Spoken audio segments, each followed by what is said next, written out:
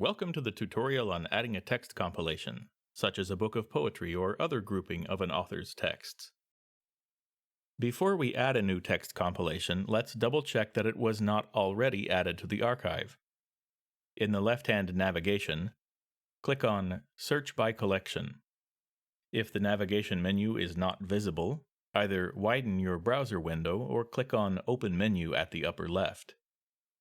On the text collection search page, enter the first portion of the collection title you want to add.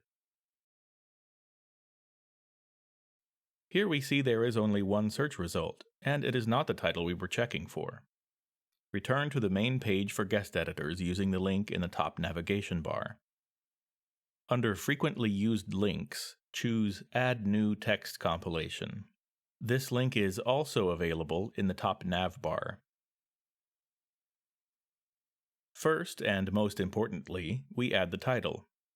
In many instances, such as the present example, this is the only information we will need to include.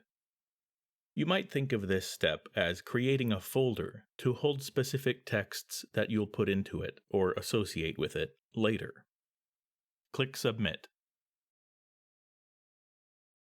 On the results page, we can see that the compilation title is now in the system.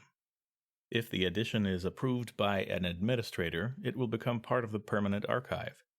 Take note of the ID number that was assigned to the compilation. It may be helpful later.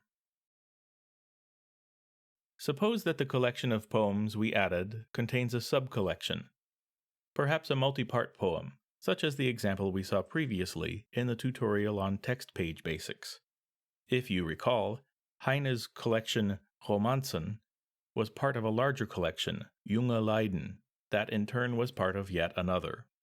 And among the poems that Romanzen contains, there is a 4-part poem, Der arme Peter, that also counts as a collection. Let's see what adding a text compilation within a text compilation looks like. Once again, go to the link for Add New Text Compilation. Add the title of the subcompilation. And for the title of Parent Text Compilation, begin typing the title of our example. Autocomplete should suggest a list of matching titles. And we see that our parent compilation is listed here. Click on that item. And the full title is added to the text box. Note that the author's name is still missing at this point, but it will appear as soon as a text has been associated with the compilation title. Also note that the ID is now filled in as well. If the title we were looking for did not appear in the autocomplete list, we have the option to enter the ID number here rather than using the title. We could also use the ID number if the autocomplete brought up multiple entries with identical titles and we were unsure which was the one we wanted. Note that if you see no autocomplete results, your browser may have JavaScript disabled. Now click Submit. And here is the results page.